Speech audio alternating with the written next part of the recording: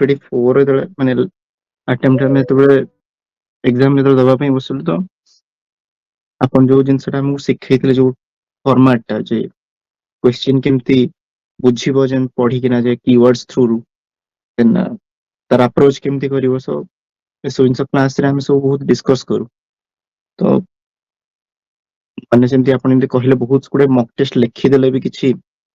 ଲାଭ ହବନି। ଠିକ ଅଛି ଆପଣଙ୍କର ଗୋଟେ ଫ୍ରିକ୍ୱେନ୍ସି ମାନେ ବଢିଯିବ ଯେ ଆପଣଙ୍କର ହାତଟା ଟିକେ ସେଟ୍ ହେଇଯିବ ଯେ ଓକେ ଆପଣ 3 ଘଣ୍ଟା ଭିତରେ ଏତେ ଜିନିଷ ସାରି ପାରୁଛନ୍ତି, ଦ୍ୟାଟ୍ ଇଜ ଅ ଗୁଡ୍ ପାର୍ଟ। କିନ୍ତୁ ତାଠୁ ବେଶୀ ଇମ୍ପୋର୍ଟାଣ୍ଟ ହଉଛି ଯେ କ୍ୱେଶ୍ଚିନ୍ କୁ କେମିତି ଆପ୍ରୋଚ୍ କରିବା ଯେମିତି ବୁଝିକି। ତ ସେସବୁ ଜିନିଷ ଗୋଟେ ମ୍ୟୁଚୁଆଲ ଗୋଟେ ଜାଗାରେ ଗୋଟେ ଗ୍ରୁପ ଡିସ୍କସନ ଥ୍ରୁରୁ ହିଁ ଡିକୋଡ୍ ହେଇପାରେ। 3-4ଟା ଲୋକଙ୍କର 5-6ଟା ଲୋକଙ୍କର ଭଲ ଭଲ ଆଇଡିଆସ ଆସିଲେ ସାମ୍ନାକୁ ଗୋଟେ ଭଲ ଆଉଟକମ୍ ଆସିଯାଇପାରେ ଯେ ଗୋଟେ କ୍ୱେଶ୍ଚିନ୍ କୁ କେମିତି ଆପ୍ରୋଚ୍ କରିପାରିବା। ଓକେ ଇଥାନଲ ବ୍ଲେଣ୍ଡିଂ ବାଲା କ୍ୱେଶ୍ଚିନ୍ ଆସିଛି ତ ମେ ବି ସଷ୍ଟେନେବିଲିଟି ଉପରକୁ ଆସିଯାଇପାରେ, ଏନର୍ଜି ଇଣ୍ଡିପେଣ୍ଡେନ୍ସ ଉପରକୁ କଥା ଆସିଯାଇପାରେ। ଠିକ ଅଛି ଆମର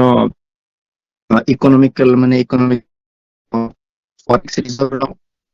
ସେଭିଂସ ଉପରକୁ କଥା ବି ଆସିଯାଇପାରେ ମେରିଟରେ। ଦେନ୍ ଆମର ଏନଭାୟରନମେଣ୍ଟ ଉପରେ ବି କଥା ଆସିଯାଇପାରେ ଯେ ଓକେ ଏନଭାୟରନମେଣ୍ଟ ସଷ୍ଟେନେବିଲିଟି ଅଛି ତ ଲଙ୍ଗ ଟର୍ମ ତାର ଇମ୍ପାକ୍ଟ ଆସିପାରିବ। ତ ଯଦି କିଛି ଗୋଟେ ଜିନିଷ ନ ଜାଣିଥିବା ତା ବିଷୟରେ ତ ବହୁତ କିଛି ଜିନିଷ ସେଇଥିରୁ ଆମେ ଡିକୋଡ୍ କରିଦେଇପାରିବା। ଆଣ୍ଡ ତାଠୁ ବି ବେଶୀ ଇମ୍ପୋର୍ଟାଣ୍ଟ ଯଦି କିଛି ମନେ ନ ପଡୁଛି ଯଦି ଟ୍ରାଏ କରନ୍ତୁ ଯୋଉ କ୍ୱେଶ୍ଚିନ୍ ଦେଇଥିବ ଇଂଲିଶରେ ତାର ଓଡିଆଟା ଯୋଉ ଆସିଥିବ ମାନେ ମୁଣ୍ଡା ମେଥଡ କହିବାକୁ ଗଲେ କିଛି କିଛି ପିଲା ସେମିତି ଫଲୋ କରନ୍ତି ତ ସେଇଥିରୁ ବି କିଛି କିଛି ଜିନିଷ ହିଣ୍ଟସ ବି ମିଳିଯାଇପାରେ। ଆଉ ଗୋଟେ ଗୋଟେ ହିଣ୍ଟସ ରୁ ହିଁ ମୁଁ ଯେମିତି ବି ଏଥର କଥା କହିବି ଯେ ସାଇନ୍ସ ଆଣ୍ଡ ଟେକ୍ ଯୋଉ GS3 ର ଯୋଉ ପୋର୍ସନ ହେଲା ସାର୍ ଏମିତି ଏକ୍ସାମ ବି ଆପଣ ମାନଙ୍କର କରେଇବେ ବୋଧେ ଆଗକୁ। ସେସବୁ ଜିନିଷରେ ମୁଁ ସାଇନ୍ସ ଆଣ୍ଡ ଟେକ୍ ଏତେ ପିଲା ଇଏରେ ସେମିତିରେ ଗୋଟେ ଏକ୍ସାମ ରେ ମୋର ମନେ ପଡୁଛି ଗୋଟେ ନାଭିକ ଉପରେ ଗୋଟେ କ୍ୱେଶ୍ଚିନ୍ ଆସିଥିଲା। ମୁଁ ଜାଣିନଥିଲି ନାଭିକ ମାନେ ଜିନିଷଟା କଣ, କେବଳ ତାର ପର୍ପସ ଟା ଗୋଟେ କୋଉଠି ଗୋଟେ ଶୁଣିଥିଲି କି ଗୋଟେ ଦେଖିଥିଲି ଯେ ଓକେ ଆମର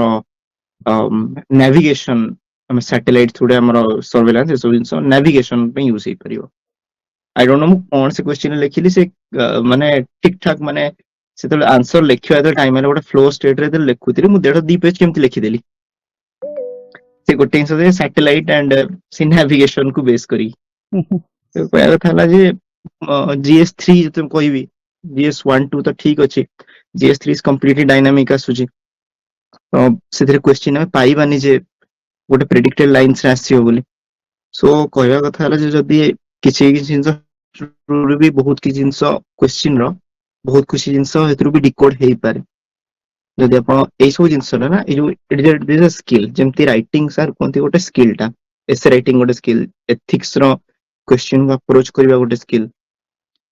ଇଣ୍ଟରଭ୍ୟୁରେ ଭଲ ପରଫର୍ମାନ୍ସ କରିବା ହଉଛି ଆଉ ଗୋଟେ ସ୍କିଲ୍। ସୋ ଏମିତି କ୍ୱେଶ୍ଚିନ୍ କୁ ଡିକୋଡ୍ କରିବା ଆଣ୍ଡ ସେ ଗୋଟେ କ୍ୱେଶ୍ଚିନ୍ ଯଦି ଅନନୋନ୍ କ୍ୱେଶ୍ଚିନ୍ ଆସିଛି ସେ କ୍ୱେଶ୍ଚିନ୍ କୁ ଏମିତି 2-4 ମାନେ 3-4 ପେଜେସ୍ କେମିତି ଲେଖିକି ସାରିବା କ୍ୱେଶ୍ଚିନ୍ ଟାକୁ ଆପ୍ରୋଚ୍ କରିକିନା, that is also a skill. So ଏଥିରେ ରଖିଲେ ଆପଣ ଜାଣିପାରିବେ କନସିଷ୍ଟେଣ୍ଟ ଯୋଉମାନଙ୍କର ବି କୌଣସି କାରଣରୁ ଏଥର ପ୍ରିଲିମ୍ ବି ନହେଲା। ଲାଷ୍ଟ ଥର ମୁଁ କହିଥିଲି କିଛିଟା ନେଟୱାର୍କ ଇସ୍ୟୁଜ ପାଇଁ କିଛିଟା କଥା ରହିଯାଇଥିଲା ମନେ ପଡୁନି ମାନେ ଠିକ ଠାକ ଇଏରେ ଯେ ଠିକ ଅଛି କିଛିଟା କାରଣ ପାଇଁ ପ୍ରିଲିମ୍ସ ରହିଯାଇଛି କି ଆପଣ ମାନେ ହଉଛି କି ଯେ ଯଦି ଆପଣ ମାନେ ମେନ୍ସ ର ଏନରୋଲ କରିଛନ୍ତି ତ ଗୋଟେ ରାଉଣ୍ଡ ରେ ଗୋଟେ ସର୍କଲ ରେ ସବୁ ଯାକ ସାରି ଦେଇ ଚାଲନ୍ତୁ। ସେକ୍ସନାଲ ଟ୍ରେସ୍ ଥ୍ରୁରୁ ପୁରା ସିଲାବସ ସାରି ଦେଇ ଦିଅନ୍ତୁ 1 2 3 4 କରିକି ଯାହା ବି କିଛି ଅଛି ସୋ ଦ୍ୟାଟ କି ଆପଣ ନେକ୍ସଟ ଯେତେବେଳେ କ୍ଲିୟର ହବ ଆପଣଙ୍କ ପର୍ସନାଲ ଡିସିଜନ ମାନେ ଫ୍ୟାମିଲି ହେଇଗଲା କିଛି ହେଲ୍ଥ ଇସ୍ୟୁ ବି ଆସିଯାଉଛି and you are unable to appear the mock test mean time ରେ କିଛି ବି ଅନଫୋରସିନ୍ ସିଚୁଏସନ୍ସ circumstances ହେଇଗଲା ବି ସୋ ଦ୍ୟାଟ କି ଆପଣଙ୍କର ଯୋଉ ସ୍କିଲ୍ ଟା ଶିଖିଥିବେ ଏଇ ଟାଇମ ରେ ସେ ଜିନିଷଟା ଆପଣ ଇଣ୍ଟ୍ରୋସ୍ପେକ୍ସନ କଲେ ଆପଣଙ୍କ ଯୋଉ ଖାତା ସବୁ ଏଡେଇବେ ଖେଳିକି ଦେଖିବେ ତ ସେଥିରୁ ଆପଣ ସେ ସ୍କିଲ୍ ଟା ପାଇଯିବେ। ଓକେ ଏ ଟାଇମ ରେ ଏଇ କ୍ୱେଶ୍ଚିନ୍ କୁ ଏମିତି ଆପ୍ରୋଚ୍ କରିଥିଲି। ସୋ ମତେ ସେମିତିଆ କ୍ୱେଶ୍ଚିନ୍ କିଛି ଏମିତି ଇରେ ବି ମେନ୍ ଏକ୍ସାମ ରେ ବି କରିବାକୁ ପଡିବ। ସୋ କହିବା କଥା ହେଲା ଯେ ମଝିରେ ବ୍ରେକ୍ କରନ୍ତୁନି ସ୍କେଡ୍ୟୁଲ ଟା ଯାହା ବି ଟେଷ୍ଟ ଆପଣଙ୍କର ଅଛି ସବୁ ଯାକ ବାଇ ହାର୍ଟ ଦିଅନ୍ତୁ as if you are writing you are going to write the mains right. ଯାହା ବି ଅପସନାଲ ଅଛି ଯଦି ମେନ୍ସ ସରିଗଲା ପରେ ଏଇ ଯୋଉ ପ୍ରୋଗ୍ରାମ ଟା ସରିଗଲା ପରେ ମୁଁ କହିବି ଯେ ସରିଗଲା ପରଠୁ ନେଇକିନା ନେକ୍ସଟ ପ୍ରିଲିମ୍ ପର୍ଯ୍ୟନ୍ତ ଗୋଟେ ଟାଇମ ରହିବ ଡ୍ୟୁରେସନ ରହିବ ସେ ଡ୍ୟୁରେସନରେ ଆପଣ ବହୁତ କାମ କରିବେ ଅପସନାଲ ଆଣ୍ଡ ଏସେ ଦିନକୁ 1 ଘଣ୍ଟା ମିନିମମ୍ ଦେବେ ଏସେ ପଢିବା ପାଇଁ, 1-2 ଘଣ୍ଟା 1.5 ଘଣ୍ଟା, ଦେନ୍ ଆପଣ ପୁରା ଟାଇମ ଆପଣ ଅପସନାଲ କୁ ଫୋକସ କରିବେ। କିନ୍ତୁ ରିଜନ ବିଂ କି କଣ ହଉଛି ନା ଓପିଏସସି ରେ ଅପସନାଲ କୁ ନେଇନା ଟିକେ ବାଇସନେସ ଆଣ୍ଡ ଅଲ ଟିକେ ଜିନିଷ ରହୁଛି, ଆମେ ତାକୁ ଏବେ ଇଗ୍ନୋର କରିପାରିବାନି, ତାକୁ ମନା ବି କରିପାରିବାନି ଯୋଉ ଜିନିଷ। ସୋ କମ୍ପିଟିସନ ଯଦି ଜଣଙ୍କର ଅନକନଭେନସନାଲ ଅପସନାଲ ରହୁଛି, ଯେମିତି ହିନ୍ଦୀ ଲିଟରେଚର, ଇଂଲିଶ ଲିଟରେଚର, ଏସବୁ ଜିନିଷ କି ଆଣ୍ଡ ମ୍ୟାନେଜମେଣ୍ଟ ଲ, ଏସବୁ ଜିନିଷ ଅନକନଭେନସନାଲ ଅପସନାଲ ରହିଲା। ଆଣ୍ଡ କନଭେନସନାଲ ଅପସନାଲ ସହିତ ଆମର କମ୍ପିଟିସନ ଲାଇକ ପିଏସଆଇଆର ଆଣ୍ଡ ସୋସିଓ ସହିତ କମ୍ପିଟିସନ। ସୋ ଯଦି ତାଙ୍କ ଏଜ ରେ ଆମକୁ ଆସିବାର ଅଛି ତ ଆମର ଅପସନାଲ ହଉଛି ଆମର ୱେପନ।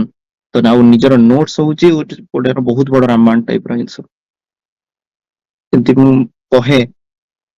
ଯଦି ଟପର୍ସ ମାନେ ତାଙ୍କର ନୋଟ୍ସ ପାଉଛନ୍ତି ଆପଣ ମାନେ, ତାକୁ ମାନେ ସବୁ କିଛି ଭାବି ଦିଅନ୍ତୁନି, ସେଟା ସର୍ବେ ସର୍ବା ନୁହେଁ। ସମସ୍ତଙ୍କର ନୋଟ୍ସ ସମସ୍ତଙ୍କ ଷ୍ଟାଇଲରେ ଥାଏ। ଯଦି ମୁଁ ମାନେ ଯଦି ମୁଁ ମୋ ନୋଟ୍ସ ଟା କେହି ଜଣେ ମୋର ବି ଅପସନାଲ ଯିଏ ଅଛନ୍ତି ମୁଁ ତାକୁ ବି ସେୟାର ବି କରିଦେବି, ଦେନ୍ ବହୁତ ହାର୍ଡ ଚାନ୍ସେସ୍ ଅଛି ଯେ କମ କମ ଜିନିଷ ପାଇବେ। କାହିଁକି ନା ସେ ଯୋଉ ନୋଟ୍ସ ଟା ମୁଁ ନିଜେ ଲେଖିଛି, ମୋ ପାଇଁ ଲେଖିଛି, ମୋର ପସନ୍ଦ ଅନୁସାରେ, ମୋର ଫ୍ଲେକ୍ସିବିଲିଟି ଆଣ୍ଡ ମୋ ଟାଇମ ହିସାବରେ ମୁଁ ଲେଖିଛି।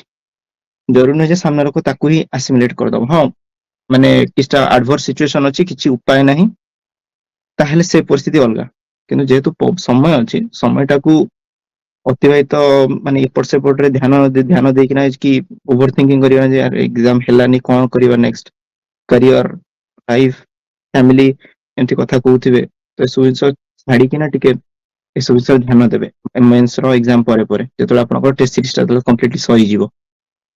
ତ ସେ ଟାଇମରେ ବସିବା ଅପେକ୍ଷା ପ୍ରିଲିମ ପାଇଁ ବି ସମୟ ଥିବ, 2-3 ମାସ ଯାହା ବି ସମୟ ପାଇବେ, ଯାହା ବି ହେଲେ ନିଜର ଅବଷ୍ଟାଲ ଟାକୁ କାମ କରିବେ, ତା ଉପରେ ଯେତେ ପାରିବେ ଭ୍ୟାଲୁ ଆଡିସନ କରିପାରିବେ, ଅପଡେଟ କରିପାରିବେ ନୋଟ୍ସ ନିଜର ସବୁବେଳେ। ସୋ ସବୁବେଳେ ସେଇ ଜିନିଷଟା ଉପରେ ଇମ୍ପ୍ରୁଭମେଣ୍ଟ ଉପରେ କିଛି ବି ଆପଣ କରନ୍ତୁ ନା କାହିଁକି, there is always scope for improvement. ଯଦି ଆପଣ ମତେ ବି କିଛି ଜିନିଷ ପଚାରିବେ, ହୁଏତ ମୁଁ ବି କିଛି କହିପାରିବିନି, ଯେହେତୁ ପଢାର ଗୋଟେ ଫ୍ଲୋ ଆସି ମାନେ ଟିକେ ରହିଗଲାଣି ପାଠର। କିନ୍ତୁ କିଛିଟା କାରଣ ପାଇଁ ଏମିତି ଅଲଗା ଅଲଗା ପାଠ ପଢା ପଢି ହଉଛି,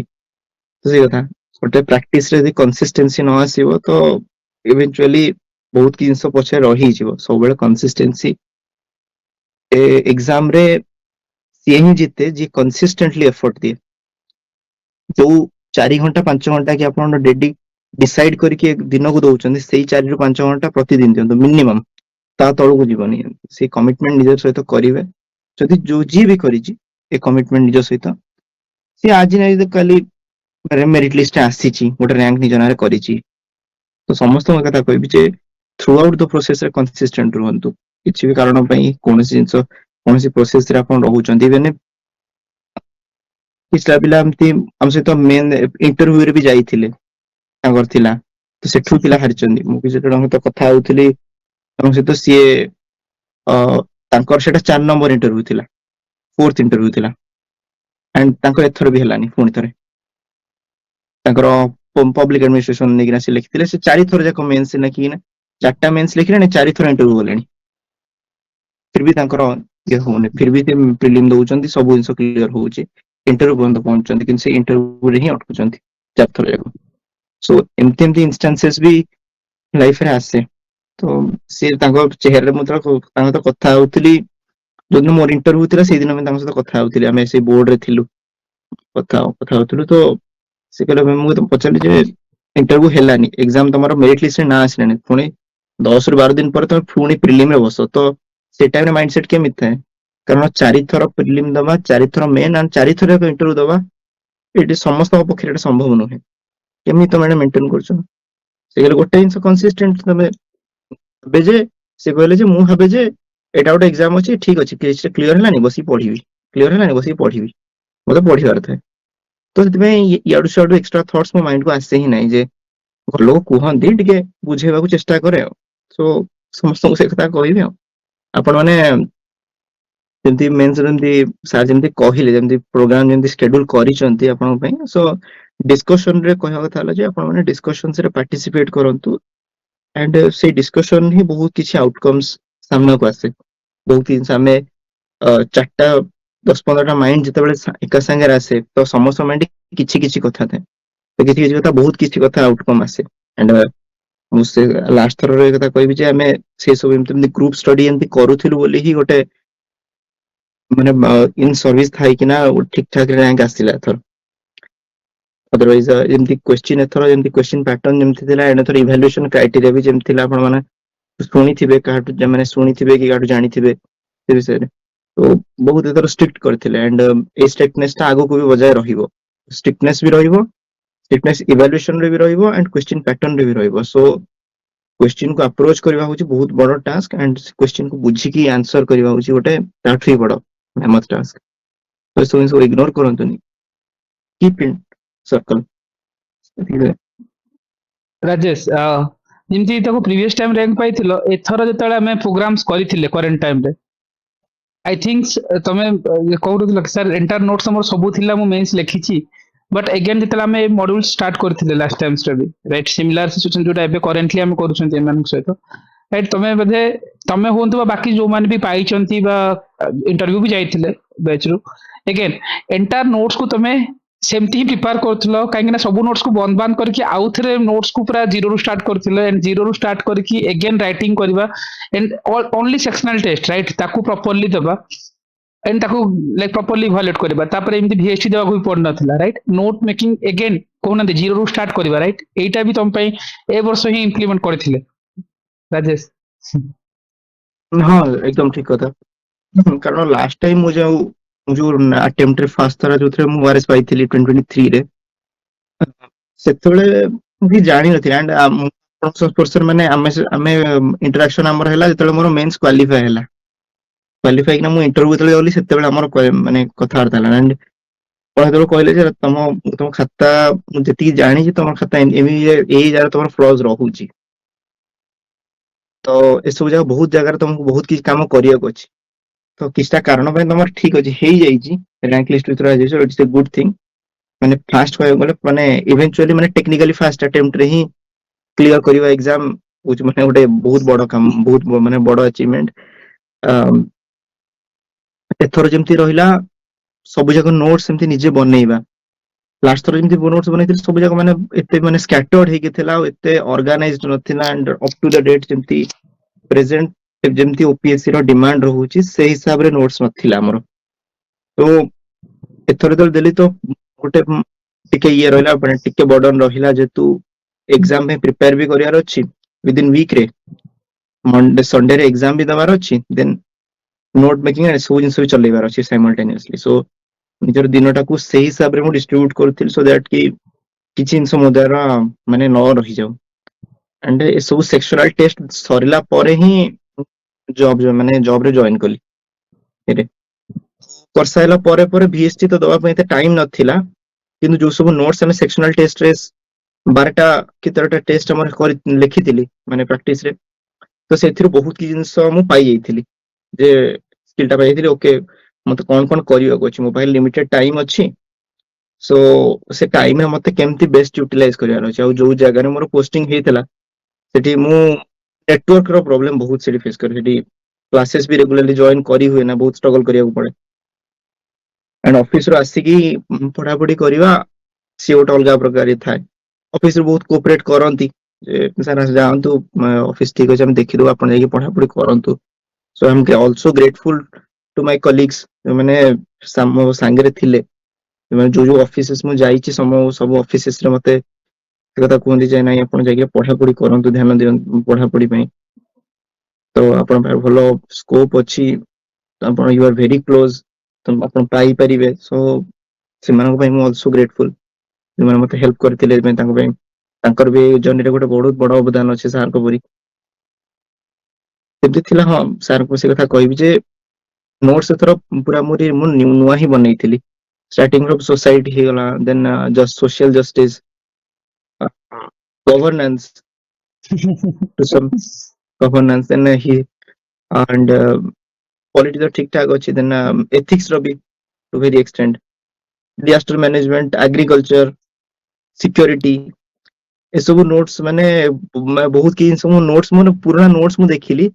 एंड ए सब जिंस रो प्रेजेंट रो फॉर्मेट देखिली, मत लागला यार कि ମୋ ନୋଟ୍ସ ରେ କିଛି ବି ନାହିଁ ଏଠି।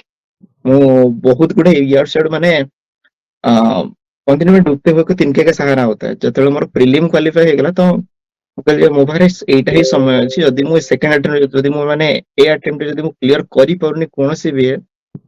ବି ଏକ୍ସାମ କ୍ଲିୟର କରିପାରୁନି, ମେନ୍ସ ଯଦି ମୁଁ କ୍ଲିୟର କରିପାରୁନି ଆଣ୍ଡ ଇଭେନ୍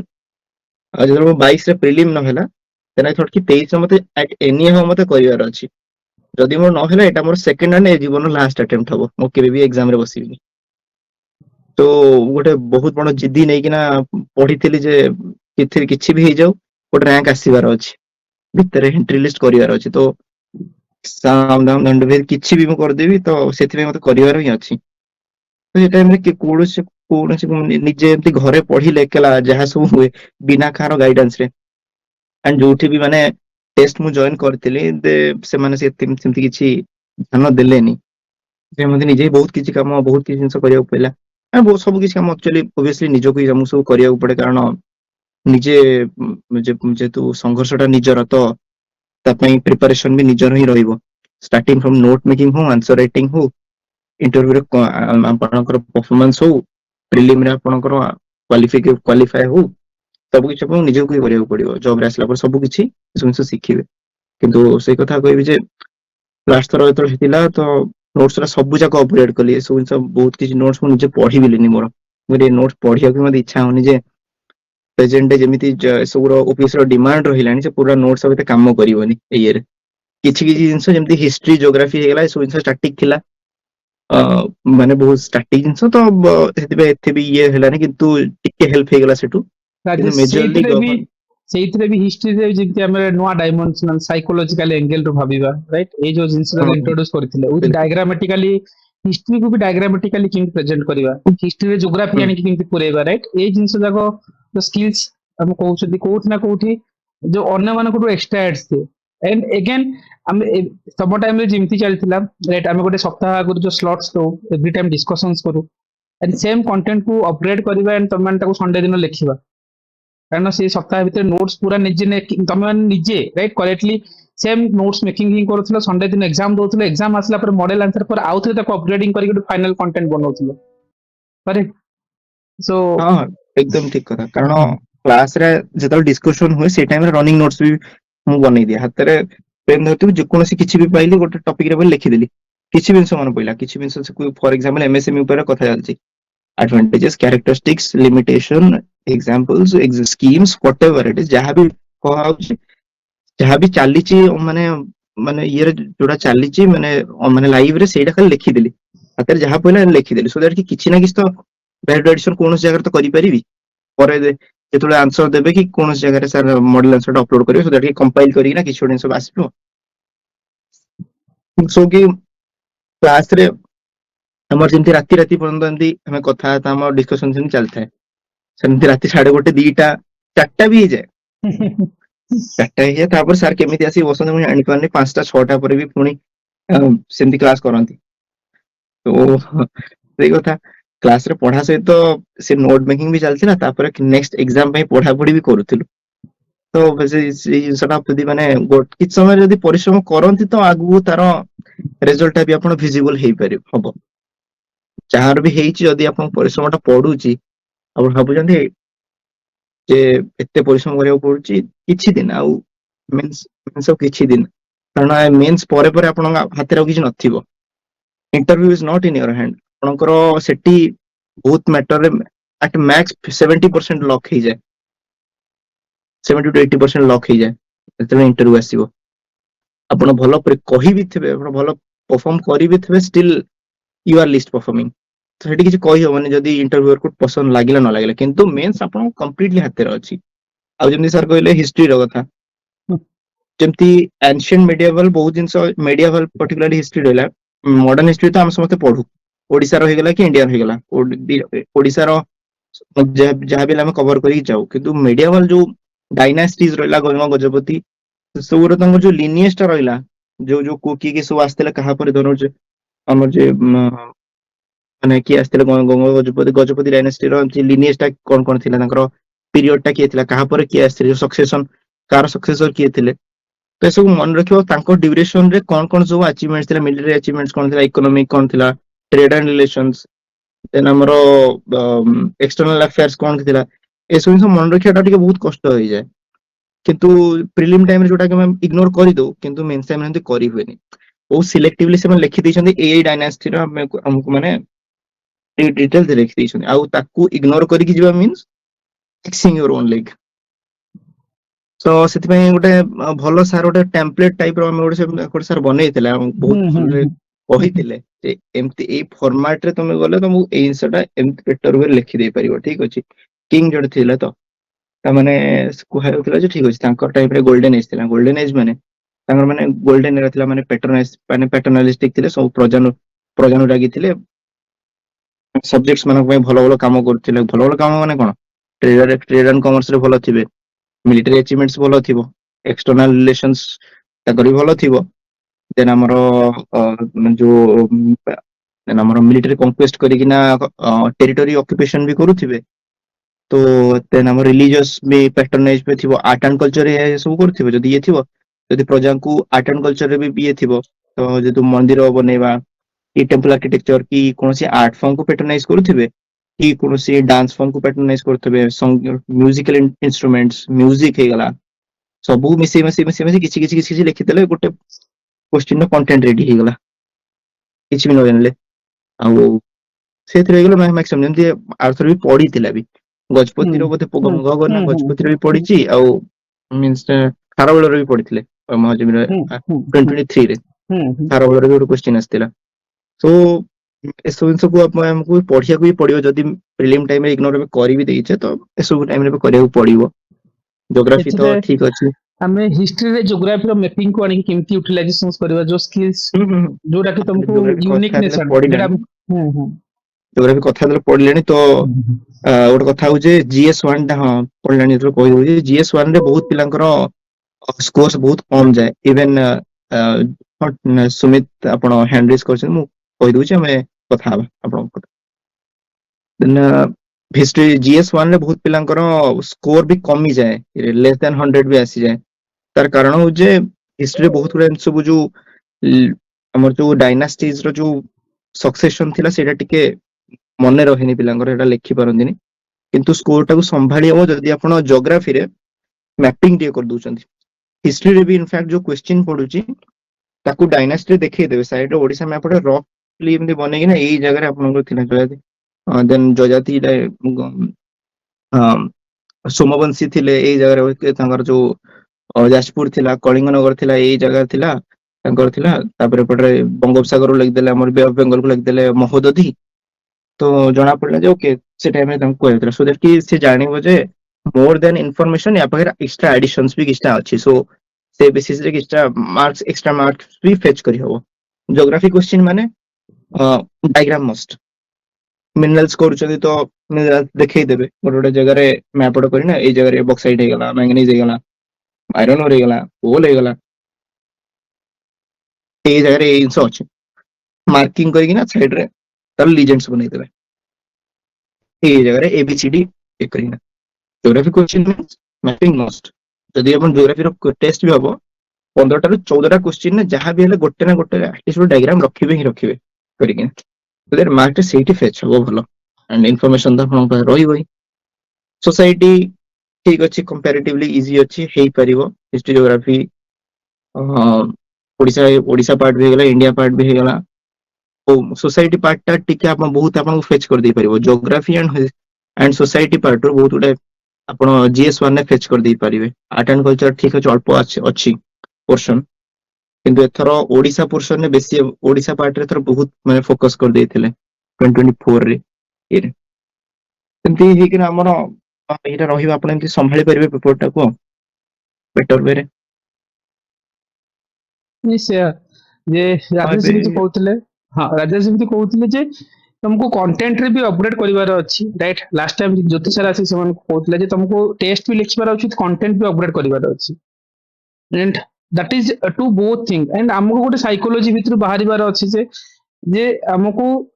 जो डायनामिक क्वेश्चंस को हैंडल केमती करबो फॉर दिस पर्पस तुम राइटिंग करले गोटे स्किल्स आसीबो एंड हम जेंति कहउचंती आज रो टाइम रे ट्रेडिशनल राइटिंग आउ होनी कारण ओपोनेंट मानकर राइटिंग बहुत जेंति अधिक एंड जो मानकर राइट राजेश आम जमी तुम भी नुआ नुआ जमी कहते राजेश तुम 2 पेज लिखुच इट्स नॉट पॉसिबल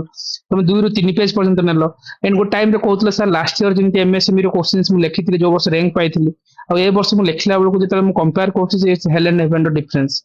जोटा कि रियल एग्जाम रे जो डायनामिक क्वेश्चंस आसला तुम हैंडल भी कल कहीं जो टेम्पलेट फॉर्मेट वाला आम जमी करूँ करेन्ट टाइम रे से तुम टाइम भी करूले तार यूटिलाइजेशन से तुम रिगोरियसली लिखिबे एंड मोस्टली राजेश को पचार कलिग्स अच्छा एकाडेमी रे मु सब तुम सेशन रे से कथा कहे जे opponent those who are rank holders even से माने बसिले भी रैंक नहीं बिकज से माने ना हाथ एते बढ़िया सुंदर और एते बढ़िया सुंदर ना जने खाता न पढ़ले भी मार्क दबो कंटेंट सेमती लिखती opponent you can check them आमे आज जिते 50 पेज कंटेंट 3 घंटा रे लिखु नहंती सेमानक टाइम रे भी हो नथला किंतु सेमाने धीरे धीरे डेवलप करछन राजेश को तो नुआ नुआ रे हो भी नथला आमे से कहला पर 3 नंबर 4 नंबर टेस्ट राजेश 50 पेज लिखिबार स्किल शिखिले सेथिरे जो मिस्टेक्स को रेक्टिफाई करबा केमती करबा कारण से राइटिंग नथिला प्रीवियस अटेम्प्ट रे सेति तो ए वर्ष बेटर रैंक एक आसिला रीजन तुम पचार तांको कलिग्स भी अच्छे जो माने सिंगल अटेम्प्ट रे बसिक रैंक नहीं जाइछन्ती काहे कि रीजंस कोन से माने एते सुंदर लिखिबे एते स्पीड रे लिखिबे you can not beat them right Rajesh हाँ एग्जैक्टली मुझे गोटे कथा माने कहियो जाउथि से प्रॉब्लम हला जे माने no offence to an institution से इंस्टीट्यूशन बहुत माने भलो माने रेपुटेशन अछि बहुत बढ़िया institution that is a institution माने इटसेल्फ अ फैमिली तांकर ओयूटी माने पिला तांकर एमिति अछि जे पिला माने बसथिले माने से माने मेंस से माने क्लियर करिया सुनिश्चित मींस एग्जाम क्वालिफाई होबा न होबा दैट इज डिफरेंट थिंग किंतु मेंस से माने कहि कि नेबे कारण से जो स्किल टा राइटिंग स्किल टा तांको पारे सेटा अछि सेमती मोर जो फ्रेंड सान जो कलिग कथा कहउतले माने मो सते बे अछंती सी लिखिए तांकर नोट मेकिंग स्टाइल देखि मु आश्चर्य जकित एते सुंदर नोट मेकिंग तांकर से करंती सी क्लास रे आमे से बस्तिबो से जो हमर जो लेक्चर जे आसन जे पढैया को से कहि चलथेबे हम तो लिखि पारेनी ठीक अछि किछि किछटा पॉइंट्स लिखि दियो किंतु से डिक्टेशन वाइज सब जिंस को डॉक्यूमेंट कर देथिबे ओके एडी आरो तीर मारि कि एंड डायग्राम करिवा माने से खाता गोटे देइना गोटे से खाताटा गोटे मैगजीन कर देवा कथा गोटे नोटपैड ही था सो एमिति जदि आपण ओपोनेंट जदि लेखुछन तो डेफिनेटली इंप्रेशन तो इवैल्यूएटर सेठी होई जिवो जे एते सुंदर लेखि जदि माने कंटेंट भी थिबो दियो मार्क्स तो भलो स्कोर अछि तांकर जीएस पेपर सुराटे सब बहुत बढ़िया स्कोर अछि किंतु तांकर टिके प्रॉब्लम हे गला तांकर ऑप्शनल ले जेतु तो ऑल्दो तांकर टिके से एग्री ऑप्शनल थिला किंतु एग्री ऑप्शनल ले पिला बहुत किछि भलो काम माने बहुत गुडे काम कर देइ छंती जे काम से करि नथिले बोली सेत में तांकर थरो रैंक तांकर ये गला देन केते 26 ना 27 मार्क्स तांकर कमी गला मेरिट लिस्ट एसोस सही ऑप्शनली तांकर प्रॉब्लम कर दिला इवन लेस देन 200 तांकर ऑप्शनल आसी गला 90 केते 90 गोटे रे 101 से 191 इफेक्टिवली तो जहां दिने ऑप्शनल को जगिबार अछि और जो ओपोनेंट राइटिंग सब बेले कहै छी देखन तुम ओपोनेंट कोन करछथि आ जो माने से क्रैक भी करथिले राजेश को से इंटरव्यू भी एथर आस्थिले राइट एतिक रे भी से इंटरव्यू जाइछन बिलो ऑप्शनल से काना जीएस टा सी सेमान को राइटिंग मु भी इंप्रेस हे गली इन तितिख्या करछ हम ग्रुप रे भी थिले राजेश एते फास्ट एते सुंदर से माने 50 पेज लिखि नेबे मु कॉपी देखाए तितिख्या कस्तूरी समस्त देखाए से माने ओयूटी पिला बसिले मतलब रैंक नै कि जिबे मतलब इंटरव्यू जीवाटा जीवे इंटरव्यू जीवे काहे कि ना सब बहुत पढ़ी सुनिश्चित हो कारण से राइटिंग एते सुंदर एते बढ़िया एते स्पीड आमे आज रो टाइम रे भाबो 20 पेज लेखुना आज भी टेस्ट 5 नंबर टेस्ट भीतर हम जदी 8टा क्वेश्चंस लिखिबा 7टा क्वेश्चंस लिखिबा देन तो रियल एग्जाम रे तो ओपोनेंट को चेक करबा ना जो राजेश पी से कथा कहउथु एकेडमी रे सिंती भरी भरी की पिला देखुछन से आ इवन तांको से मु जे भी कनेक्ट करली से कोडी कोचिंग नै नांती से सर मु केबे जानि ही ना जे जो कोचिंग अछि पढुचंती पिला मु भी जाम घरे बस की पढी पाई जाई किछि नै डायरेक्टली एग्जाम रे लेखन्ते से एते सुंदर लेखन्ते तितिख्यांगर जितरा आसिले मु देखिले तां कॉपी एते सुंदर एते स्पीड रे लेखुचंती मतलब इमेजिनेशन करि परिबे ना हमें जो एंटायर जो वीडियोस हमें करूचंती घंटा रे वीडियो हार्डली 40 मिनिट सार देथिबे से माने नोट्स मेकिंग करके आ ताकू से माने रिवीजन करके पढांती राजेश हमें थिलु 70 जण थिलु बा 72 पीपल थिलु सेठी एकेडमी रे 15 जण ओयूटी रु 15 जण ओयूटी रु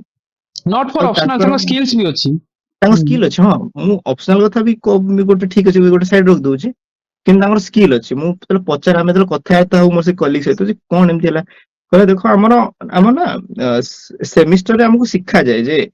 ମାନେ ଆମର ପ୍ରଫେସର ଯିଏ ଥିବେ କହିବେ ଯେ ଏତିକି ମାନେ ଯେପର୍ଯ୍ୟନ୍ତ ଖାତା ଫୁଲ ନ କରୁଛ ମାର୍କ ମିଳିବନି। ଆଉ ଆମେ ଗୋଟେ ଘଣ୍ଟାରେ ଆମକୁ ଏମିତି ଚ୍ୟାଲେଞ୍ଜ ଦିଆଯାଏ ଯେ ଗୋଟେ ଘଣ୍ଟାରେ ଏତିକି ପେଜ ଲେଖିବାର ଅଛି, ଏତିକି ମାନେ ଏତିକି ୱାର୍ଡସ କି ଏତିକି ପେଜେସ ସମଥିଙ୍ଗ ଲେଖିବାର ଅଛି। କହିଲେ ଓକେ, ଦେନ୍ ମେନ୍ସ ତ ହଉଛି ଅଲମୋଷ୍ଟ ଗୋଟେ ରାଇଟିଂ ର ହି ଟେଷ୍ଟ। ନା ଓପିଏସସି ରେ ବି ସେମ୍ ସାଇକୋଲୋଜି ନା କି ରାଜେଶ, ଯେ ତମକୁ ସାଇକୋଲୋଜି 50 ପେଜ ଫିଲ୍ ଅପ୍ କରିବାର ହିଁ ଅଛି, ଦ୍ୟାଟ୍ସ ଇଟ୍। ଆଙ୍କୁ କ୍ୱାଣ୍ଟିଟି ବି ହଁ ଦରକାର, କ୍ୱାଲିଟି ବି ଦରକାର, ବହୁତ ଦରକାର ଏଠି। ବହୁତ ଦରକାର। ଆଉ ସେମାନଙ୍କ ଭିତରେ ସେଇ ଜିନିଷ ସେମାନେ ଦଉଛନ୍ତି, ମାନେ କଣ୍ଟେଣ୍ଟ କୁ ତ ଲେଖୁଛନ୍ତି କିନ୍ତୁ ମାନେ ସଜେଇକିନା ସୁନ୍ଦର କରିକି ଯେମିତି ଗୋଟେ ପ୍ରେଜେଣ୍ଟେବଲ ଫର୍ମାଟ ରେ ସେମାନେ ଯୋଉ ପ୍ରେଜେଣ୍ଟ କରୁଛନ୍ତି, ସୋ ଡେଫିନେଟଲି ଯିଏ ନାହିଁ ସେ ତାକୁ ପସନ୍ଦ କରିବ। ଦେଖ ସେ ଇଭାଲୁଏଟର ହୁଅନ୍ତୁ କି ନ ହୁଅନ୍ତୁ, ତାଙ୍କ ଲୋକ ଦେଖିଲେ ହିଁ ତାଙ୍କୁ ପସନ୍ଦ କରିବ। ସେ ମୋର ସେ ଫ୍ରେଣ୍ଡ କହିଲେ କିଛି କୋଚିଂ ନେଇନାହାନ୍ତି, 101 ନା କେତେ ସମଥିଙ୍ଗ କେତେ ଠିକ ଠାକ ତାଙ୍କର ମାନେ କେତେ ରାଙ୍କ ମୋର ମନେ ପଡୁନି। ତ ଯାହା ବି ଲୋକ କହିଲେ କିଛି କୋଚିଂ ନାହିଁ, ଜଷ୍ଟ ମାନେ ମାନେ ଏ ଥିଲେ ଇଏରେ, ତାପରେ ଏପଟ ସେପଟ ହେଇକିନା କଣ କେମିତି କୋଉଠି କଣ ସେମିତି ନୋଟ୍ସ ଫୋଟ୍ସ ପାଇକିନା ଯେମିତି ପ୍ଲସ୍ ଥ୍ରୀ ଟାଇମ ର ୟୁଜି ଟାଇମ ର ଥିଲା, ୟୁଜି ପିଜି ଟାଇମ ର ଇଆଡୁ ସିଆଡୁ କଣ ଟିକେ କମ୍ପାଇଲ କରିକିନା ଏକ୍ସାମ କ୍ୱାଲିଫାଇ କରିବେ ବସିଲେ ORS ନେଇକିନା ପ୍ରଥମ ଆଟେମ୍ପ୍ଟରେ। ତ କହିବାର କଥା ହେଲା ଯେ ଆପଣ ମାନେ ସେଇଥିପାଇଁ ମୁଁ କହୁଛି ଆପଣଙ୍କୁ କନସିଷ୍ଟେଣ୍ଟ ରୁହନ୍ତୁ। ଏମାନେ ଆଜି ଭଲ ପରଫର୍ମାନ୍ସ ରେ ଏଇଥିପାଇଁ କରୁଛନ୍ତି ତାଙ୍କ ପିଲା, କାରଣ ସେମାନେ କନସିଷ୍ଟେଣ୍ଟଲି ତାଙ୍କ ଟାଇମରେ ସେମିଷ୍ଟର ଟାଇମରେ ଲେଖିଛନ୍ତି। ୟୁଜି ଯେତେବେଳେ ପଢୁଥିଲେ, ୟୁଜି ପିଜି ଯାହା ବି କରୁଥିଲେ, ସେ ଟାଇମରେ ସେମାନେ ସେ ଏକ୍ସରସାଇଜ ଟା କରିଦେଇଛନ୍ତି। ସୋ ଦ୍ୟାଟ ହାତରେ ପେନ୍ ଧଇଲେ ଖାତା ଉପରେ ଅଟୋମେଟିକାଲି ତାଙ୍କ ହାତ ଚାଲିବ, କିଛି ଅଟକିବାର ନାହିଁ। କିଛି ଗୋଟେ କଣ୍ଟେଣ୍ଟ ଧଇଲେ ମାନେ ତାର ସାଙ୍ଗେ ସାଙ୍ଗେ ଖାତା ଫୁଲ ଦେଖୁ କିନା। ମୁଁ ଦେଖିଛି ଆମକୁ ଏକାଡେମୀରେ ଯୋଉ ଆମେ ମୋର ଯୋଉ ମାନେ ଯୋଉ ନୋଟପ୍ୟାଡ ଯୋଉ ଥିଲା, ରାଜେଶ ଯୋଉ 4 ପେଜ ର ଆମ ରାଇଟିଂ ଆଜି କହୁଛନ୍ତି ବା 3 ପେଜ 15 ମାର୍କ ଲେଖିବା, 4 ପେଜ 20 ମାର୍କ ଲେଖିବା, ମୁଁ ବି ସରପ୍ରାଇଜ ହୁଏ ସେମାନେ 8-10 ମିନିଟ ଭିତରେ 4 ପେଜ ଲେଖି ଦିଅନ୍ତି। ବହୁତ ସୁନ୍ଦର ଡାଇଗ୍ରାମ ପୋର୍ଟ୍ରେଟ କରିକି ଲେଖି ଦିଅନ୍ତି, ଆଉ ଏତେ ସୁନ୍ଦର ତମେ ଦେଖିଲେ ମାର୍କ ଦେଇଦବ। ଏକ୍ସାକ୍ଟଲି ପୁରା ଏକଦମ ଠିକ କଥା ସାର୍, ମୁଁ ଆପଣଙ୍କ କଥାରେ ବି ସହମତ। ମୁଁ ତାଙ୍କ ଖାତା ଦେଖିଛି, ସେ ଖାତା ପିଲା ନେଇକିନା ବି ଜେରକ୍ସ କରି ରଖନ୍ତି ଏକାଡେମୀରେ। ଯେହେତୁ ଯେ ଆଉ ମାନେ ଯେହେତୁ ରେକର୍ଡିଂସ ନାହିଁ ଯୋଉ ଲେକ୍ଚରର୍ସ ମାନଙ୍କର, ତାଙ୍କରି ଖାତା ନେଇକିନା ପିଲାମାନେ ଜେରକ୍ସ କରି ରଖନ୍ତି ଯେ ଏ ଖାତାରେ ଡକୁମେଣ୍ଟ ସବୁ ଯାକ ହେଇଛି ଡିକ୍ଟେସନ। ସୋ କହିବା କଥା ହେଲା ଯେ ଇଏ ଗୋଟେ ସ୍କିଲ ଟେଷ୍ଟ ଗୋଟେ ଓପିଏସସି ର, ତ ଯୋଉଥିରେ ଆପଣଙ୍କୁ ଧୀରେ ଧୀରେ ସେମାନେ କ୍ୱାଲିଟି ବି ଡିମାଣ୍ଡ କଲେଣି ଆଣ୍ଡ କ୍ୱାଣ୍ଟିଟି ବି ଦରକାର। କ୍ୱାଣ୍ଟିଟି ତ ଆଗରୁ ଥିଲା ହିଁ, କ୍ୱାଣ୍ଟିଟି କିନ୍ତୁ ଆଗରୁ ଧୀରେ ଥିଲା, ଧୀରେ କ୍ୱାଲିଟି ଏବେ ଗଲେଣି ଏଥର। କ୍ୱାଲିଟି ଆଉଟକୁ ଏବେ ଗଲେଣି। ସେଥିପାଇଁ ଏବେ କ୍ୱେଶ୍ଚିନ ଲେଭେଲ ଅଫ୍ ହବା ସାଙ୍ଗରେ ତାଙ୍କ ନିଜର ଷ୍ଟେଟସ କୋଟା ବି ସେମାନେ ବଜାୟ ରଖିଛନ୍ତି। ସୋ କମ୍ପିଟିସନ ତ ବଢି ବଢି ଯାଉଛି, ସେଥିପାଇଁ ନିଜର ବି ଲେଭେଲ ଅପ୍ କରି ଯିବା, ଯେହେତୁ ମାର୍କେଟରେ ବହୁତ ଗୁଡେ ମାନେ ରାଜେଶ ଆସିଗଲେଣି ମାନେ ଆଫ୍ଟର ରିଜଲ୍ଟ ଆମେ କଥା ହଉଥିଲେ ଯେ ସାର୍ ଆଜିର ଟାଇମରେ ଯଦି ଏମିତି ରାଇଟିଂ କରାଯିବନି ହୁଏତ ର୍ୟାଙ୍କ ଆସିବନି। କାହିଁକି ନା ନା ବାହାର ବିଲକୁଲ ତମେ ଯେତେବେଳେ ଏକାଡେମୀକୁ ଯାଉଛନ୍ତି ଦେଖୁଛ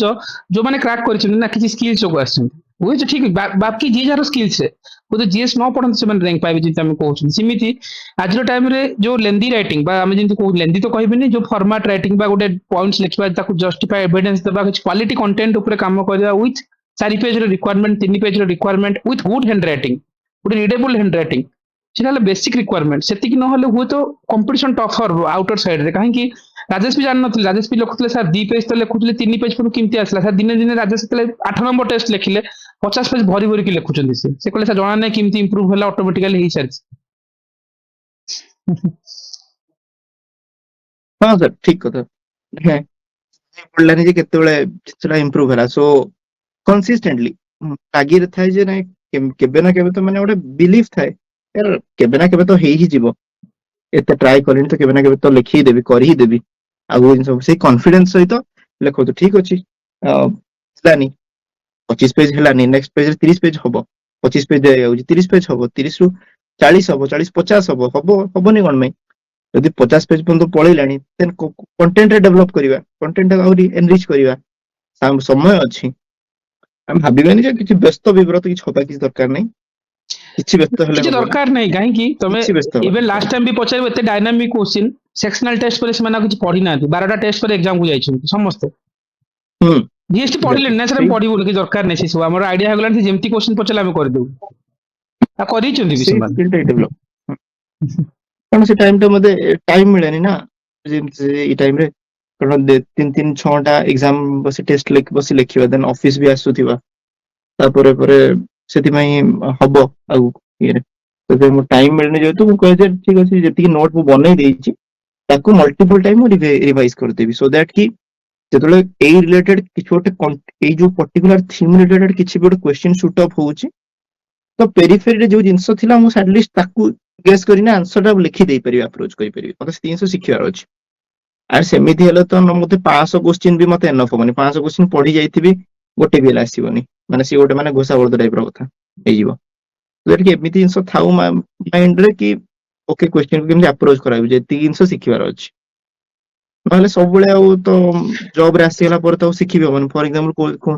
ଆପଣଙ୍କ ଭିତରୁ ରାଜେଶ କୋଉମାନେ ବି ଆ ପୂର୍ବ ଥର ଗୋଟେ ଖାଲି ଆଡିସନ କରିଦେବି ଯେହେତୁ ତମେ ସେ ପଏଣ୍ଟରେ ରଖିଲ ତା ପୂର୍ବ ଥର ବି ତମେ ଯେତେବେଳେ କ୍ରାକ୍ ବି କରିଥିଲ ଗଭର୍ନେନ୍ସ ଗୋଟେ ଏତେ ବଡ ସବଜେକ୍ଟ ପିଲା ଭାବନ୍ତି ଗଭର୍ନେନ୍ସ ଏତିକି ସବଜେକ୍ଟ ଏତେ ପଢିବାର ଅଛି କିଛି ନାହିଁ ହାର୍ଡଲି ଆମେ ଟାଇମରେ ବି ଆମେ ଯେତେବେଳେ ପଢୁଥିଲେ ହାର୍ଡଲି 2 ଘଣ୍ଟା ପଢିଥିଲେ ଡନ୍ ତାକୁ ନେଇକି ଦୁନିଆରେ କୋଉ କୋଶ୍ଚିନ୍ ଆସିଲେ ଗଭର୍ନେନ୍ସ କରିବା ଏଥର ଆସି ବି ଥିଲା ଡାଇନାମିକ କୋଶ୍ଚିନ୍ ଇଭେନ୍ ଆମେ ଗୋଟେ ଟେଷ୍ଟେଡ କରିଥିଲେ ରାଇଟ୍ ଇ ଶିଶୁ ପ୍ରୋଜେକ୍ଟ ଗଭର୍ନେନ୍ସ ବାଲା କେମିତି ହେଇପାରିବ ଗୋଟେ ହୁଁ 1 hour ହୁଁ ଡିସ୍କସନ୍ସ କରିଥିଲେ ହଁ ହଁ ମତଲବ जो स्किल्स राइट आम किसी रिलेटेड किसी भी आसो कारण थीमेटिक वाइज पढ़वा इज मोर इंपोर्टेंट कहीं ना तुमको लिमिटेड पढ़वार अच्छे मल्टीपल अप्लाइड करिवो से सेंस को लेके ସେଇଟା ସେତେବେଳେ ହବ ଯେତେବେଳେ তুমি ରାଜେଶ ହୁଁ ଯେମିତି ହୁଁ କୁହନ୍ତି ହଁ କନସିଷ୍ଟେନ୍ସି ର ଏକ୍ସାମ এটা তুমি କନସିଷ୍ଟେଣ୍ଟଲି କଣ କଲେ ଜାଣିପାରିବ ଆଉ କେବଳ କହିବ ଯେ କଣ୍ଟେଣ୍ଟ ପଢିଦେବି ହବନି ତମେ ଡେଭଲପ କରିବ ରାଇଟିଂ କରିବ ଫିଚର୍ସ ଭିତରକୁ ଯିବ ତା ରିଲେଟେଡ ଆସିଲେ ତମେ କେମିତି ତମେ ଆପ୍ଲାଏ କରୁଛ ସେଠି ସେନ୍ସ ଡେଭଲପ ହବ ହୁଁ ଆଚ୍ଛା ହଁ ମୁଁ ଗୋଟେ କଥା ଏଠି ଭୁଲି ଯାଇଥିଲି Yes, ଜଣେ yes. ହ୍ୟାଣ୍ଡ ରେସ୍ କରିଥିଲେ ଜଣେ କିଛି ପଚାରିବେ ବୋଲି ବୋଧେ ସୁମିତ ବୋଧେ ହଁ ବୋଧେ ରଙ୍ଗଲି ହେଇଥିବ ଓକେ ବୋଧେ ହଁ ଓକେ ହଁ ବୋଧେ wrong। ହଁ ତ ସେଇ କଥା ସାର୍ ଯେମିତି ଆପଣ କହିଲେ ଯେମିତି ଯୋଉ ମାନେ ସେ ସ୍କିଲ୍ ଟା ଡେଭଲପ କରିବା କଥା ଯେ ଆମେ କେମିତି କ୍ୱେଶ୍ଚିନ୍ କୁ କେମିତି ଠିକ ରେ ବୁଝିପାରିବା କି ନେଇକି କାରଣ ଏକ୍ସାମ ରେ ଯୋଉ GS3 ର ଯୋଉ କ୍ୱେଶ୍ଚିନ୍ ସବୁ ଆସିବ ସେ କ୍ୱେଶ୍ଚିନ୍ ସବୁ ବହୁତ ବଡ ବଡ ଥିବ ଆଉ GS4 ର ବି ସେମିତି 3 4 ସେମିତି ହିଁ ଆସିବ ତା ଭିତରୁ ବୁଝିକି ସେ କ୍ୱେଶ୍ଚିନ୍ କଣ ପଚାରିଛି ଆଉ କଣ କଣ କେତିକି ଲେଖିବାର ଅଛି ତାକୁ ବି ଇଏ କରିବାର ଅଛି ଆଉ GS4 ବହୁତ ମାନେ ବଡ ମୋଟା ଖାତା ଗୋଟେ ଦେଇ ଦେଇଥିଲେ 64 ପେଜେସ୍ ର 72 ତ ରାଜେଶ ହଁ, ସେ- ଆଉ ପିଲା ଫିଲଅପ ବି କରିଛନ୍ତି ରାଜେଶ ଆଇ ଥିଙ୍କ ତମେ ମାନେ ହଉ ବା ଅନ୍ୟମାନେ ବି ଯିଏ କରିଛନ୍ତି କସ୍ତୁରୀକି ବି ହଁ ପଚାରୁଥିଲି ଆମେ ଲେଖିଛୁ ପୁରା କାରଣ ସେଟା ଲେଖିବାର ସ୍କିଲ୍ସ ସେ ସ୍କିଲ୍ସ ତମେ ଲେଖିଲେ ହିଁ ଜାଣିପାରିବ ବୋଧେ କସ୍ତୁରୀ ବି ଅଛନ୍ତି in the name of Mama I think ଜଣା ନାହିଁ ହଁ ତ ସିଏ ବି ଅଛନ୍ତି ସେ ସେ ସେସନରେ ପେନ୍ ବହୁତ ହେଲ୍ପ କଲା ଓକେ ଓକେ ସୋ ପେନ୍ ର ବି ଯୋଉ ଭ୍ୟାଲ୍ୟୁସ୍ ଅଛି ତମେ ଯୋଉ କହିଥିଲ ମୁଁ ଗ୍ରୁପରେ ପଠେଇଥିଲି ସୋ ୟୁ କ୍ୟାନ୍ ଆସ୍କ କି ତମେ ଲେଖିବ 72 ପେଜ ପିଲା ଲେଖିଛନ୍ତି ୟୁ କ୍ୟାନଟ୍ ଲାଇକ୍ ଇଗ୍ନୋର କି ଯିଏ ଲେଖିଛନ୍ତି ସେମାନେ ପାଇଛନ୍ତି କାରଣ GS4 ରେ ବହୁତ ପିଲା मतलब ଅଟକିଛନ୍ତି ଏ ବର୍ଷ ହଁ ଏଥର ପୁରା ରାଙ୍କ ମାନେ ଯୋଉମାନେ ପାଇବିଛନ୍ତି ମାନେ ଟପ୍ 20 ଟପ୍ 30 ଭିତରେ ସେମାନଙ୍କର GS4 ରେ କେତେ ମାନେ ଡବଲ ଡିଜିଟ ସ୍କୋର ଆସିଛି ସାର୍ GS3 4 ରେ ହଁ ହଁ ହଁ ହଁ ଆସିବ मतलब ରିକ୍ୱାରମେଣ୍ଟ କଣ କହିଲ ନା मतलब ଟେମ୍ପଲେଟ ବାଲା ଯୋଉ କହୁନି ତମକୁ ସିଚୁଏସନ କୁ ବୁଝିକି କରିବାକୁ ପଡିବ ଆଗରୁ ଆମେ ଯୋଉ ଏବେ ଦେଖ ବହୁତ ଜଣ ରିଲେ କରନ୍ତି ଆଜିର ଟାଇମରେ ବି କୌଣସି ଇନଷ୍ଟିଚ୍ୟୁଟ ମକ୍ ଟେଷ୍ଟ GS4 ପଢିଦବ ହବନି ୟୁପିଏସସି ର PIQ ପଢିକି ଯିବା ଏକ୍ସାମ ରେ ଆସିବନି ଆସିନି ଏ ବର୍ଷ ଆଟଲି ଆସିବ ନ ଆସିବ ଅଲଗା କଥା କିନ୍ତୁ ଏକ୍ସାମ ର ରିକ୍ୱାରମେଣ୍ଟ ସେୟା ନୁହଁ ଏକ୍ସାମ ର ରିକ୍ୱାରମେଣ୍ଟ ହେଲା ଯେମିତି କହିଲେ ଆଜିର ଟାଇମରେ ସେମାନେ ଅପଗ୍ରେଡିଂ କଲେଣି ତମକୁ ସେ ସ୍କିଲ୍ସକୁ ନେଇକି କେମିତି ଗୋଟେ ବେଟର ଆନ୍ସର ଲେଖିବା ଆଚ୍ଛା ଲେଖିଲେ ହିଁ ଫ୍ଲୋ ଆସିବ ଜେନେରେଟ ହବ ତମେ ଡିଲ୍ କରିପାରିବ 72 ପେଜ ଆଉ ସେଇଟା ବି ପିଲା ଫିଲ୍ଅପ୍ କରିଛନ୍ତି କିନ୍ତୁ ଆଜିର ଟାଇମରେ ଯଦି ଆମେ ମକରେ 5ଟା ପେଜ କି 15ଟା ପେଜ ଲେଖିକି ସବମିଟ କରିବା ତ ଲାଭ ନୁହଁ ନା ସେଇଟା ହେଲେ ଆମେ ସ୍କିଲ୍ସକୁ ଆଣିବା ମକ୍ ରଟିବାନି ରଟିଲେ କରିପାରିବନି ଏଥିକ୍ସ କାରଣ କୋଶ୍ଚିନ୍ ପଡିବନି ନା ଏଥିକ୍ସ ର କୋଶ୍ଚିନ୍ ସବୁବେଳେ ଡାଇନାମିକ ପୁରା ଡାଇନାମିକ ପେପର ଡାଇନାମିକ ବହୁତ ପିଲା ଅଟକେଇ ଦେଲା ପିଲାଙ୍କୁ ଜଣେ ବୋଧେ ପେପର ସବମିଟ କରିଥିଲେ ତାଙ୍କର ଜୋଗ୍ରାଫିରେ ଆସିଛି ଅପସନାଲ୍ସରେ ଯୋଉଟା କି ବହୁତ ରେୟାରଲି ଆସେ ତାଙ୍କର 306 ମାର୍କ ଆସିଛି ଅପସନାଲ୍ସରେ ଦିଟା ପେପର ମିଶିକି କିନ୍ତୁ ସେ ଏଥିକ୍ସରେ ତାଙ୍କୁ ଅଟକେଇ ଦେଇଛନ୍ତି ହଁ ସୋ ଜଣେ କହିଲେ ଯେ 4ଟା ଟେଷ୍ଟ ଗଲାଣି ବଟ୍ କ୍ୱେଶ୍ଚିନ୍ ଆଟେମ୍ପ୍ଟ ଇନକ୍ରିଜ ହଉନାହିଁ ଯଦି ଆପଣ ଫାର୍ଷ୍ଟ ଟାଇମ ଦଉଛନ୍ତି ତାହେଲେ ଠିକ ଅଛି କ୍ୱେଶ୍ଚିନ୍ ଆଟେମ୍ପ୍ଟ ହବ ଫାଷ୍ଟ ଟାଇମ ଦେଇଛନ୍ତି ଦଉଛନ୍ତି ସେ ହଁ ତାହେଲେ ଫାର୍ଷ୍ଟ ଟାଇମ ଦଉଛନ୍ତି ଯଦି ଟିକେ ପ୍ରୋବ୍ଲେମ ହବ କିଛି କଥା ନାହିଁ ଧୀରେ ଧୀରେ ସେଇଟା ବି ଇନକ୍ରିଜ ହବ ମୋର ମନେ ଅଛି 22ରେ ଯେତେବେଳେ ମୁଁ ପ୍ରିଲିମ ଦେଇଥିଲି ହେଲାନି ତ କୋଉଠି ଗୋଟେ ମୁଁ ଶୁଣି ଯାଇଥିଲି ମାନେ ଶୁଣିଥିଲି ଯେ ମାନେ ଅନଲାଇନ ଗୋଟେ ଲେଟ୍ସ ତ ମେନ୍ସରେଟ ହେଇଯିବ ସୋ ସେଠି ଜଏନ କରିନା ଲେଖା ଲେଖି ଷ୍ଟାର୍ଟ କରି ଇନିସିଆଲି ମୋର ବି ସେଇ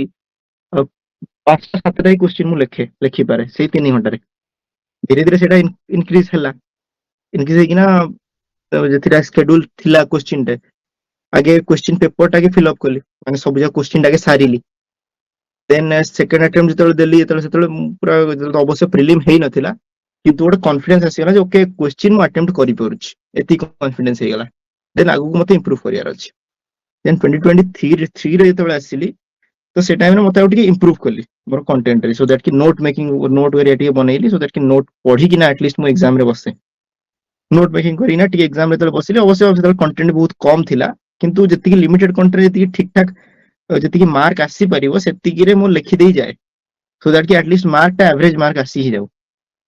एंड 2023 रे तो हम कहबी सब जाक मोर जीएस 1 2 3 4 120 रो 125 भीतर स्कोर थिला सेतले तो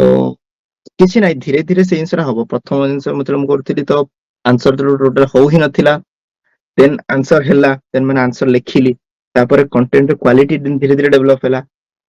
2024 जे लास्ट अटेम्प्ट हैला जदी क्वालिटी डेवलप हे जे सो दैट कि आंसर रो फॉर्मेटिंग रे मु चेंज कली राजेश so आमे that लास्ट is टाइम भी जेतले 23 रे जाइथिलो मु कहितले राजेश मे बी तुम जीएस रे 8 अधिक स्कोर आसीबनी 120 130 रेंज रे रहबो आसीबोनी कि जेतले एथरा देलो मु कोन कहितले एथरा राजेश रैंक आसो भलो रैंक आसीबो कारण जो सेंस हम कहउतले जेला तुम डेवलप करि छारथिले सेतळको हाँ एथर मोर लास्ट तरफ टार्गेट करथिन मोर सबुठ खराब फोन हेतला जीएस 2 रे एंड मु भाबिली जे एथर मते जीएस 3 मते एथर बेटर मते करिवार अछि मिनिमम टार्गेट कली जे 145 तो मते आनिवार अछि ये रे बट एती तो गलानी किंतु जीएस 2 रे ठीक ठाक आस्थिला मोर स्कोर एथर ये रे 130 समथिंग आसी 131 समथिंग हो आसी और 3 2 रे एंड गोटे पेपर गोटे सेमती सो टार्गेट गोटे मेकिंग गोटे करंतु येटा टार्गेट टा जहाँ भी ले ये थी जो कथा कहूथिले जे चारटा क्वेश्चन एमती इंक्रीज हो नै सो डोंट पैनिक आपण प्रथम थर जे दउचनी से जिंस हबो धीरे धीरे इंप्रूव हेई जिवो एंड से कहले जे प्रथम from 7 questions in first two 10 question सी इंप्रूव सुमिता इंप्रूव करिसेंती से कथा से कहउचंती जे हां इनिशियली धीरे धीरे करी करी इंप्रूव करिसेंती सो से जिंस की मतलब हेई जिवो प्रोसेस रे गले ना मु तो कहे हेई जिवो एंड द ब्यूटी राइट मु कहूची जे आमे आज 7 दिन पढ़ी कि जदी टेस्ट लिखि परना आगुर आमे इमेजिनेशन करछंती केवल मॉक को रट्टी की जीवा से जिंस बंद करियो सिमती नु आमे जो अंडरस्टैंडिंग नेले आंसर केमती फ्रेम करिवा को वे रे जीवा right after this talk of Rajesh I will like in the presence of Rajesh I will tell some framing in front of him right तुम जानी पारिबो जे जिंस केमती तुम सेमान भी पोर्ट्रेट करथले तुम भी करथले जोले तुमको सिखाए जिंदा में एनवायरमेंटल इंपैक्ट असेसमेंट देखुतले से क्वेश्चंस को नेकी तुम केते मल्टीपल वे रे यूज करिवो सिमिलर वे रे तुम जानिबो जे धीरे धीरे तुमको से अंडरस्टैंडिंग आड़ को जीवा को पड़िबो एंड राइटिंग पई जो पेन कथा कहउतले भी पिला पचारथले राजेश जो पेन तुम लास्ट टाइम सजेशन करथले ग्रुप रे बे पोस्ट करछि तुम भी अच्छो ग्रुप रे सो दउची देछि एबे जो पोस्ट करछि तुम चेक कर दो राजेश देछि राजेश ग्रुप रे हां हां देखि रे बिला हाँ सेम पेन राजेश ही सजेस्ट करथिले पेन जेति मु मेसेज करिछि से राजेश को पेन एटा थिले यूनिबॉल वाला यूज करथिले से बट इट्स वेरी कॉस्टली जो मन फाइनेंशियल कंस्ट्रेंट अछि चारटा की पांचटा पे चारटा मोर चारटा पेन हे गला पूरा मेंस टा सो हे गला हे जिवो जदी देखन जदी ट्राई करन जदी मु कहबी जे सब पेन रो गोटे गोटे सा जो सजेशंस अछि सब पेन रो गोटे गोटे नै आसंतु आनी कि देखन सैंपल टा कोथरे बेट माने आपनकर माने आपनकर हातरा कोथरे फ्री हे पड़ुछि सो दैट कि बस सेतर हैला तो ताकू ही चलंतु ए जो कंज्यूम जो सर जो मेसेज जो कर देले तो एथरो आनी कि ट्राई करंतु गोटे गोटे पेन जोटा हैला वेरी गुड बहुत बढ़िया सेतरे स्टिक कर दिबे सेतरे मेंस रो माने मॉक टेस्ट भी सेतरे दियंतु एंड रियल एग्जाम भी सेतरे लिखिबे ना ना पायलट भी V5 टा V5 नहीं 7 को जाओ 5 टा बहुत खतखतिया चले राइट सेटा करिवोनी पेन टा भी बहुत बेटर करे इवन इमेजिन करिवोनी एग्जाम हॉल रे पेन रो बहुत वेटेज रहउची एंड इवन दो पिला 3 टंकिया पेन रे भी लिखि पाइछन सिमती किछि इश्यूज नै तमे जोथरे कंफर्टेबल करो हां किंतु मैटर करे तुमरो राइटिंग स्पीड बढ़ाए सब किछि करे इवन पेन हां आराम से बट अगेन तुम हेई परिगो सिमती किछि हार्ड एंड फास्ट रूल्स नै किछि रूल्स नै सिमती बस गोटे जे माने गोटे माने जेतु 6 घंटा हमें लिखिबा तो माने सेमती 6 घंटा लिखिबा माने रैम्पेंट माने स्पीड रे जदी लिखिबा माने बिना कोनोसी ब्रेक रे सती सेति हाथ जदी माने पेन हबो तो सेति पई तो गोटे अटेम्प्ट तो खराब हे गेला ना गोटे वर्ष तो 3 टंकिया गोटे पेन पे जदी अटेम्प्ट खराब हे छि भाबंतु ଆପଣ କଷ୍ଟ କଣ ଆପଣ ମାନେ ଦେଲେ ଦେଖ ଆର ଆନ୍ସର ହେଲା ଲଜିକାଲି ଗୋଟେ ରନିଂ ରେସ୍ ରେ ଦୌଡୁଛ ନା ଖାଲି ପାଦରେ ବି ଦୌଡି ପାରିବ, ଦୌଡିବେନି କି ଦୌଡିବେ, ପିଲା ଜିତିବେ ଦୌଡ଼ିପାରିବ। କିଛି ଅସୁବିଧା ନାହିଁ। କିନ୍ତୁ ଯେତେବେଳେ ତାକୁ ରିବକର ବା ବ୍ରାଣ୍ଡିଂ ସୁ ପିନ୍ଧିକି ଦୌଡୁଛ ନା, ହୁଏତ ସେ ଆଉ ଗୋଡ କାଟିବନି, 5 କିଲୋମିଟର ରନର ଟା ଆଉ ପେନ୍ ହବନି, ଅପୋନେଣ୍ଟ ବି ପାଇବ, ରାଇଟ। ସୋ ପେନିଂ ଏଇଟା ସିମ୍ପଲ ଜିନିଷ, ଯେମିତି କିଛି ନାହିଁ ଯେ ଏ ପେନ୍ ରେ ଲେଖିଲେ ହବ ସେମିତି ଭାବନି। ବାକି ନିଜ ନିଜର ଯୋଉଥିରେ କମ୍ଫର୍ଟେବଲ କର। କିନ୍ତୁ ଏଇଟା ସବୁ ପେନ୍ ଯୋଉରା ସଜେସନ ରାଜେଶ ଦେଇଛନ୍ତି, ଏଇଟା ଓପିଏସସି ର ଯୋଉ ପେପର ଦଉଛନ୍ତି ନା ସେଥିରେ ଖସିକି ଚାଲେ, ରାଇଟ, ସୋ ଦ୍ୟାଟ କି ତମ ରାଇଟିଂ ସ୍ପିଡ ଇମ୍ପ୍ରୁଭ ହୁଏ। ୟୁପିଏସସି ର ଟପର୍ସ ମାନେ ବି ସଜେସନ କୁହନ୍ତି ଯେ ପେନ୍ ଇଜ ଦ ମ୍ୟାଟର। କରେ ଡିପେଣ୍ଡ କରୁଛି ତମେ ଯଦି ତମେ ଟେଷ୍ଟେଡ ଆଣ୍ଡ ଟ୍ରାଏଲ କରୁଛ, ଟ୍ରାଏ କରନ୍ତୁ ଏଇଟା ଯୋଉଟା ଟ୍ରାଏ ଯୋଉ କରନ୍ତୁ। ହୁଁ, ଗୋଟେ ପେଜ ଯୋଉ ରାଇଟୋମିଟର ଯେମିତି ରହିଲା, ସେ ଗୋଟେ ଲିଜେଣ୍ଡାରୀ ପେନ୍, ସେ ଗୋଟେ ମାନେ ବହୁତ ମାନେ ପ୍ରାୟ ପିଲା ସେଥିରେ ଲେଖନ୍ତି। ସୋ ବହୁତ କଷ୍ଟ ଇଫେକ୍ଟିଭ, 30 ଟଙ୍କା ଗୋଟେ ପେନ୍ ରେ 2ଟା ପେନ୍ ନେଇଗଲେ ସେଥିରେ ଏନଫ, ପୁରା ଏକ୍ସାମ ପୁରା ସରିଯିବ 9ଟା ଏକ ପେପର ଇଏ ହେଲେ। ବାକି V5 ଯୋଉ ପେନ୍ କହୁଛନ୍ତି ସେଟା 0.5 mm ର। ହୁଁ, ହୁଁ, ହୁଁ। 0.5 mm ଗୋଟେ କଣ ହେଲା ନା, ଯୋଉ ପେପର ଯୋଉ ଆସିଛି ପେପର ସେଥିରେ ଟିକେ ଫ୍ରିକ୍ସନ ଟିକେ ୟୁଜ ହୁଏ। ଫ୍ରିକ୍ସନ ଯଦି ଇସ୍ୟୁସ୍ ହୁଏ। ଫ୍ରିକ୍ସନ ହୁଁ, ଯଦି ହୁଁ। ଫ୍ରିକ୍ସନ ଯଦି ଲାଗିଲା ତ ମାନେ ପେପର ଉପରେ ଟିକେ ଅଧିକା ପ୍ରେସର ପକେଇବାକୁ ପଡେ, ଆଣ୍ଡ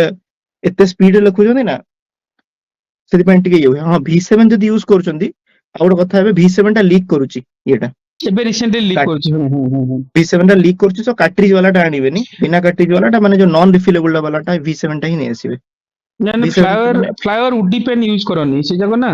ସେ ପେପରରେ କଣ ଯୋଉ ରାଜେଶ କହୁଥିଲେ ବୋଧେ ଏକ୍ସାମ ରେ ଜଣଙ୍କର ଲେଖୁ ଲେଖୁ ହାତରେ ପୁରା ପୁରା ବ୍ଲାକ୍ କଣ କହିବା ସେ ସ୍ୟାହି ଲାଗିକି ପେପର ହଁ ଉପରେ ଛପି ମୋରି ଯାଇଥିଲା। ପଛ ପଟେ, ମୋରି ଜଷ୍ଟ ପଛରେ ସେ ବସିଥିଲେ। ସିଏ ସେମିତି ହିଁ କିଛି ଗୋଟେ ମାନେ 5 ଟଙ୍କା ଯୋଉ ଫ୍ଲେୟାର ସମଥିଙ୍ଗ କଣ ଏମିତି 5 ଟଙ୍କା 10 ଟଙ୍କା ଏମିତି ପେନ୍ ୟୁଜ କରୁଥିଲେ, କହିଲେ ଭୁଲିଗଲା ପେନ୍ ଆଣିକି, ସେ ହାତ ସାରା ପୁରା ଇଙ୍କ ହେଇକିନା ଯେମିତି ପେପର ପେପରରେ ବି ଖରାପ ହେଇଥିଲା। ସୋ ଏମିତିଆ କହିବାକୁ ଗଲେ ଯେ ଏମିତିଆ ମାନେ ଚାନ୍ସ ନିଅନ୍ତୁନି ମାନେ କ୍ୟାରିୟର ସହିତ। ଯୋଉଟା ଠିକ ଲାଗୁଛି ସେଇଟା କରନ୍ତୁ, ମାନେ ଇଏ କହିକିନା ଆଉ। ଦିଜ ଆର୍ ସଜେସନ୍ସ, ମାନେ ଏମିତି suggestion hard it's and not mandatory hard and fast ନାହିଁ। ମୁଁ ଜାଣିବାରେ ଫାଷ୍ଟ। ମଧୁସ୍ମିତା ଯେ ଥିଲେ ର୍ୟାଙ୍କ 14, ସିଏ 3 ଟଙ୍କିଆ ୟୁଜ ଆଣ୍ଡ ଥ୍ରୋ ପେନ୍ ଲେଖି ର୍ୟାଙ୍କ ନେଇ ପଳେଇଛନ୍ତି, ସେମିତି କିଛି ନାହିଁ, ରାଇଟ। ବଟ୍ ଗୋଟେ ଷ୍ଟାଣ୍ଡାର୍ଡାଇଜେସନ ମେଣ୍ଟେନ କଲେ ଭଲ। ଯାଉଛନ୍ତି ତ ମଇଦାନକୁ, ଭଲରେ କାହିଁକି ଯିବାନି, ସେମିତି କିଛି ରିଜନ ନାହିଁ। ଯୋଉଥିରେ ବେଟର ଲେଖିବା, କିନ୍ତୁ ପେନ୍ ଅପେକ୍ଷା ରାଇଟିଂ ଉପରେ କାମ ବି କରିବା, ଦାଟ ଇଜ ମୋର ଇମ୍ପୋର୍ଟାଣ୍ଟ। ମୁଁ ତ ଭାବେ ରାଇଟିଂ ଉପରେ କାମ ବି କର, ପେନ୍ ଠିକ ଅଛି,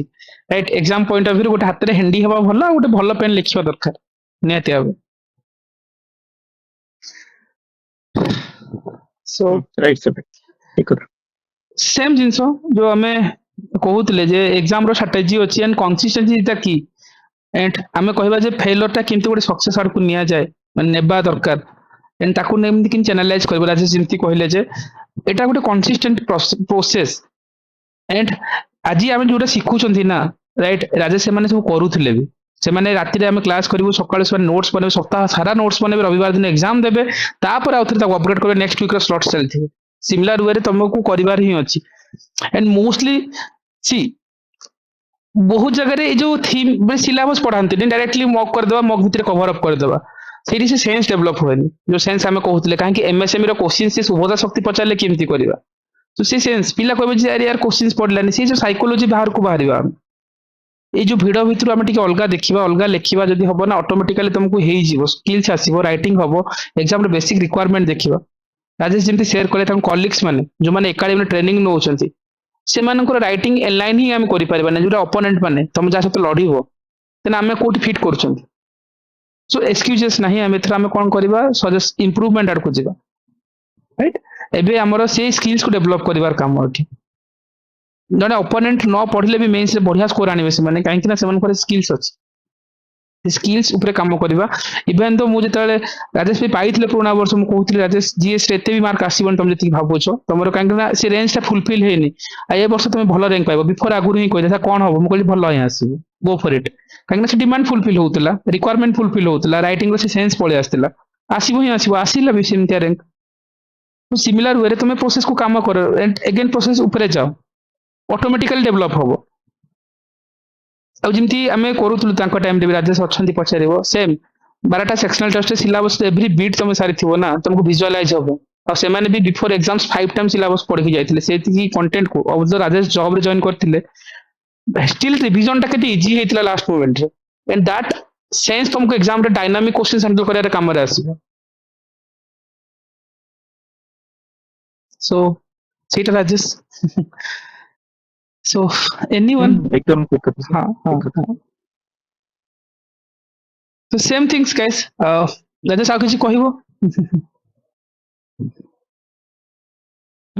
Sir, ठीक कथा। Okay.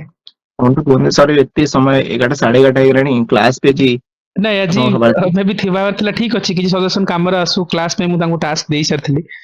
ବଟ୍ ଷ୍ଟିଲ୍ ଯଦି ତମେ ଅଛ ଇନ ଫ୍ରଣ୍ଟ ଅଫ ରାଜେଶ ମୁଁ ଆଜି ଗୋଟେ ଜିନିଷ ମୁଁ ଆଜି କହିଦିଏ right so let's wind of one sessions ଯୋଉ କଥା ଆମେ କହୁ